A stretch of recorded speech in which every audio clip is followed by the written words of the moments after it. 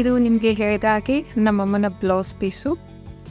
ನಾನು ಇದಕ್ಕೆ blouse stitch ಮಾಡಬೇಕಾದ್ರೆ ಬಕ್ರಮ್ ಅಂತ ಅಂತಾರೆ, ಸ್ಟಿಫ್ನೆಸ್ಸಿಗೆ ಇದನ್ನು ಜಾಯಿಂಟ್ ಮಾಡ್ತಾ ಇದ್ದೀನಿ.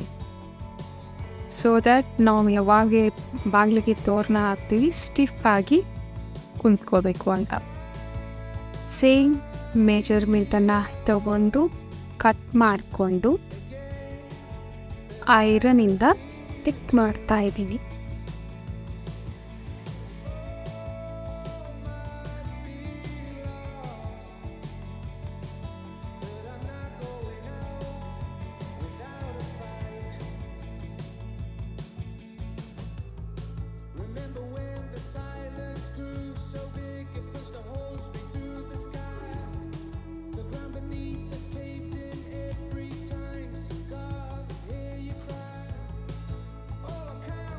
ಐರನ್ ಮಾಡಿ ಸ್ಟಿಕ್ ಮಾಡಿದ್ದೀನಿ. ಈಗ ಇದಕ್ಕೆ ಹಿಂದ್ಗಡೆ ಮತ್ತೊಂದು ಬಟ್ಟೆ ಹಚ್ಕೊಂಡು ಫಿನಿಶಿಂಗ್ ಕೊಡ್ತಾ ಇದ್ದೀನಿ. ಮತ್ತು ಹ್ಯಾಂಗ್ ಮಾಡೋಕ್ಕೆ ರೌಂಡನ್ನು ಹಚ್ಕೊಂಡಿದ್ದೀನಿ. ಸೊ ಇದು ಈ ಥರ ನಿಮಗೆ ಶಾಪಲ್ಲಿ ರೆಡಿಮೇಡು ಸಿಗುತ್ತೆ.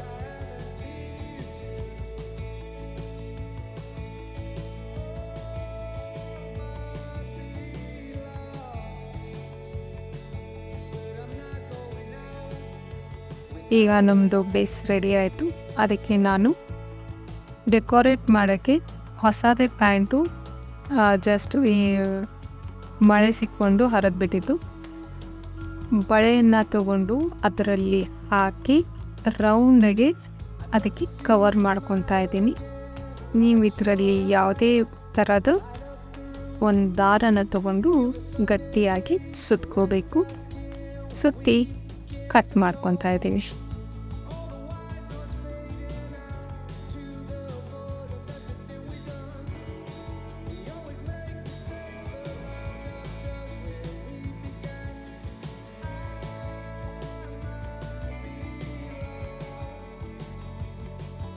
ಎಷ್ಟು ಈಸಿ ಮೆಥಡಲ್ಲಿ ಒಂದು DIY ರೆಡಿಯಾಗಿದೆ.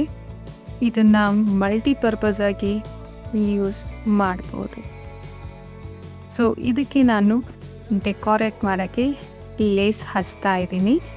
ಜಸ್ಟ್ ಈ ಎಂಟು ಸೈಡು ಸುತ್ಕೊತಾ ಇದ್ದೀನಿ.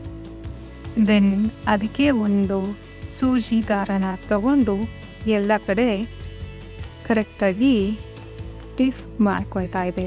ಸೊ ದ್ಯಾಟ್ ಆ 8 ಸೈಡು ಕರೆಕ್ಟಾಗಿದೆ. ನೀವು ಬೇಕಾದರೆ ಗಮ್ಮನ್ನು ಹಚ್ಚಿ ಸ್ಟಿಫ್ ಮಾಡ್ಕೊಳ್ಬೋದು. ಸೊ ನೋಡಿದ್ರಲ್ಲ ಎಷ್ಟು ಈಸಿ ವೇಯಲ್ಲಿ ಡೆಕೋರೇಟ್ ಮಾಡ್ಬೋದು. ಇದನ್ನು ನಾನೀಗ ನಾವು ಮಾಡಿರುವಂಥ ಬೇಸ್ ಏನಿದೆಯಲ್ಲ ಅದಕ್ಕೆ ಸೂಜಿ ದಾರದಿಂದನೇ ಜಾಯಿಂಟ್ ಮಾಡ್ಕೊಳ್ತಾ ಇದ್ದೀನಿ.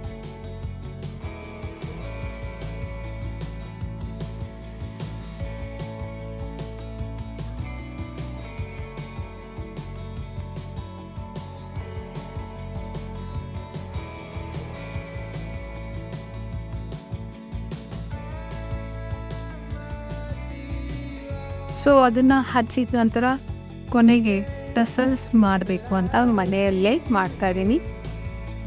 ಎಂಬ್ರಾಯ್ಡ್ರಿ ಕಾಟನ್ ದಾರ ಬರುತ್ತಲ್ಲ ಅದರಿಂದ ಒಂದು 10 ಸುತ್ತು ನಮಗೆ ಎಷ್ಟು ಲೆಂತ್ ಬೇಕೋ ಅಷ್ಟು ಸುತ್ತಕೊತಿದ್ದೀನಿ.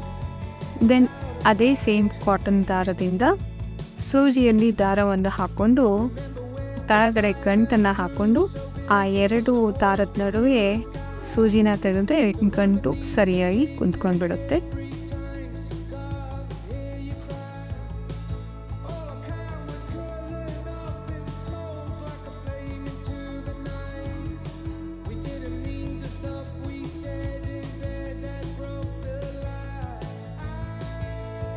ಟಸಲ್ಸನ್ನು ಇನ್ಸರ್ಟ್ ಮಾಡೋಕ್ಕೆ ಅಂತ ಸಾರಿ ಕುಚ್ಚಿಗೆ ಬರುತ್ತೆ, ಅದನ್ನೇ ತಗೊಂಡು ನಾನು ಈ ಮಾಡಿರುವಂಥ ಕಾಟನ್ ದಾರದಿಂದ ಮಾಡಿರುವಂಥ ಟಸಲ್ಸನ್ನು ಅದರಲ್ಲಿ ಹಾಕಿದ್ದೀನಿ. ಸೊ ನೋಡ್ಬೋದು ಎಷ್ಟು ಚೆನ್ನಾಗಿ ಕಾಣ್ತಾ ಇದೆ.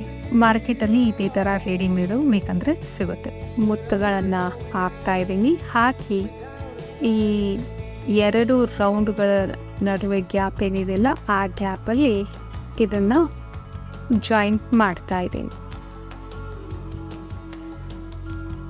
ಸೊ ಮನೆಯಲ್ಲೇ ಇರುವಂಥ ಯಾವುದೇ ನೀವು ವಸ್ತುಗಳನ್ನು ತಗೊಂಡು ನಿಮಗೆ ಹೇಗೆ ಬೇಕು ಹಾಗೆ ಇದಕ್ಕೆ ಡೆಕೋರೇಟ್ ಮಾಡ್ಬೋದು. ಇನ್ನು ಏನಾದರೂ ಮುತ್ತು ಅಥವಾ ಇನ್ ಪರ್ಸ್ ಅದು ಇದ್ದರೆ ಇದಕ್ಕೆ ಹಚ್ಬೋದು. ನನಗೆ ಲಾಂಗ್ ಟರ್ಮ್ ಯೂಸಿಗೆ ನಾನು ಯೋಚನೆ ಮಾಡ್ತಾ ಇದ್ದೆ. ಸೊ ದಟ್ ನಾನು ಮತ್ತೆ ವಾಶ್ ಮಾಡಿಕೊಂಡು ಇದನ್ನು ಯೂಸ್ ಮಾಡಬೇಕು ಅಂತ ಅಂದ್ಕೊಂಡಿದ್ದಕ್ಕೆ ಜಾಸ್ತಿ ಡೆಕೋರೇಟ್ ಮಾಡೋಕ್ಕೆ ಹೋಗಿಲ್ಲ.